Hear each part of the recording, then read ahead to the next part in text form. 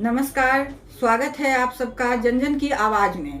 मैं निम्मी ठाकुर, जनजन की आवाज से। आज 18वीं लोकसभा चुनाव के लिए तारीखों की घोषणा हो गई। चुनाव 7 चरणों में 19 अप्रैल से 1 जून तक होगी। नतीजे 4 जून को होंगे।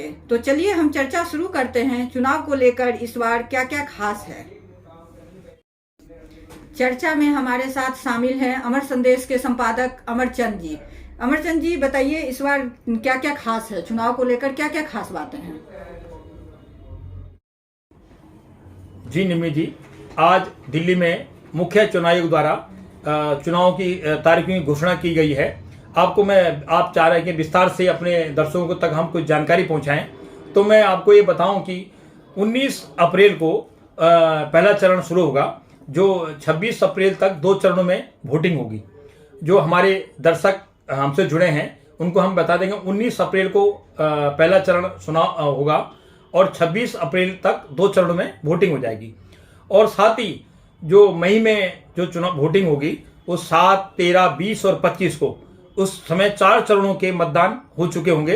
अर्थात मई के 25 तारीख तक 6 चरणों की वोटिंग पूरी हो चुकी होगी और मत पेटियों में 6 चरणों में जहाँ जितने भी प्रत्याशी चुनाव लड़ रहे होंगे उनकी किस्मत मत पेटी में बंद हो चुकी होगी। साथ ही निमी जी, जून की पहली तारीख को अंतिम चरण की वोटिंग होगी और उसके 2 दिनों के बाद अर्थात 4 तारीख जून को परिणाम देश के सामने आएंगे कि लोकसभा चुनाव 2024 किस करवट और किस पार्टी को बहुमत की सरकार बनने का मौका मिला। ये हमारे दर्शक या हम सबको एक उत्साह रहेगा कि कब ये वोटिंग का अंतिम जो परिणाम आता है कब आएगा। वो 4 जून 2024 को हमारी सरकार की हमें जानकारी मिल जाएगी किसकी सरकार बनने वाली है। और बताऊं मैं आपको, इन्हीं 7 चरणों के लोकसभा चुनाव के बीच 4 राज्यों में सिक्किम, अरुणाचल प्रदेश, उड़ीसा और आंध्र प्रदेश के विधानसभा के चुनाव भी होंगे। साथ ही इसी दौरान विभिन्न राज्यों के खाली पड़े 26 विधानसभाओं के लिए भी उपचुनाव होने हैं। उसी बीच हमारी जो मुख्य चुनाव इन उपचुनाव को और विधानसभा चुनाव को भी कराएगी। और चुनाव आचार संहिता आज से ही प्रभावी हो गया है। जो आज से जो सरकारी घोषणाएं होती है, सरकार जो आम जनमानस के लिए कुछ योजनाएं लाती है, वो आज से उन पर पूर्ण विराम लग चुका है। कोई भी सरकार, चाहे केंद्र सरकार हो चाहे राज्य सरकार हो, आज के बाद कोई सरकारी घोषणा नहीं कर सकती। ये तो आप भी जानते हैं, हमारे दर्शक इससे भली भांति परिचित है। दर्शकों को बताना चाहता हूं कि 19 अप्रैल को पहले चरण की वोटिंग होगी, जिसमें 102 लोकसभा सीटों के लिए वोटिंग होनी है। और दूसरे चरण 26 अप्रैल को 89 लोकसभा सीटों पर वोटिंग होगी। और तीसरे चरण 7 मई को 94 लोकसभा सीटों पर हमारे मतदाता अपने मत का प्रयोग करेंगे। और चौथे चरण जो 13 मई को होना है, उसमें 96 लोकसभा सीटों पर वोटिंग होनी है। और 5वें चरण 20 मई को 49 लोकसभा सीटों पर वोटिंग होगी। और 6ठे चरण के लिए 25 मई को 57 लोकसभा सीटों के लिए अपने मतदाता अपना मत का प्रयोग करेंगे। और आखिरी 7वें चरण में जो 1 जून को होगा, उसमें 57 लोकसभा सीटों के लिए वोटिंग होगी। यह तो हुआ हमारे चुनाव कार्यक्रमों की तारीख और सीटों का गणित। अब हम बात करेंगे इस बार चुनाव की अहम बात पर। चलिए जानते हैं चुनाव आयोग की नज़र से इस चुनाव की क्या खासियत है।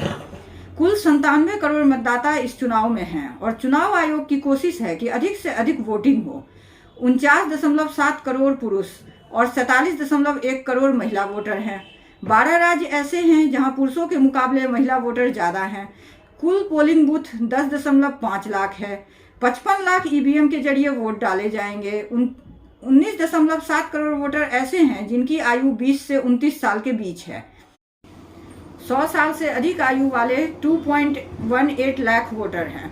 80 साल से अधिक आयु वाले वोटरों के घर से वोटिंग कराने के लिए चुनाव आयोग तैयार है। साथ ही 40% से अधिक विकलांगता वाले वोटरों के घर से ही वोटिंग सुविधा मुहैया कराने के लिए आयोग तैयारी कर चुका है। जिन युवाओं की उम्र 1 अप्रैल तक 18 साल की हो रही है, ऐसे लगभग 5 लाख वोटर भी वोट डाल सकते हैं, जिनकी तैयारी आयोग ने की है। और आखिर में कुछ ऐसी बातें जो चुनाव के लिहाज से महत्वपूर्ण हैं, वो ये हैं कि बच्चों को बिल्कुल चुनाव प्रचार से दूर रखना है। अभद्र भाषा का इस्तेमाल और प्रत्याशियों पर व्यक्तिगत टिप्पणी करने की सख्त मनाही है। चुनाव लड़ने वाले ऐसे प्रत्याशी जो पूर्व में अशोभनीय भाषा का उपयोग करते आए हैं, उन पर खास निगाह रखेगी चुनाव आयोग। चुनाव में बाहुबल और धनबल के दुरुपयोग पर अंकुश के लिए आयोग सतर्क है और निगाह रखने के लिए 2100 ऑब्जर्वर तैयार होंगे। आखिर में यह जानना भी हमारे दर्शकों के लिए रोचक होगा कि दुनिया के सबसे बड़े लोकतंत्र हमारे देश के चुनाव पर दुनिया के सभी देशों की निगाह रहेगी। जन जन की आवाज की तरफ से हमारा निवेदन है कि आगे बढ़ें और अपने मताधिकार का प्रयोग जरूर करें और लोकतंत्र के इस महापर्व में हम भारतवासी अपने वोट के जरिए तो सहभागी जरूर बने। और मेरा ये भी अपील है कि हमारा चैनल आप लोग सब्सक्राइब करें, लाइक करें और शेयर करें, जिससे हमारा उत्साहवर्धन होता रहे। धन्यवाद।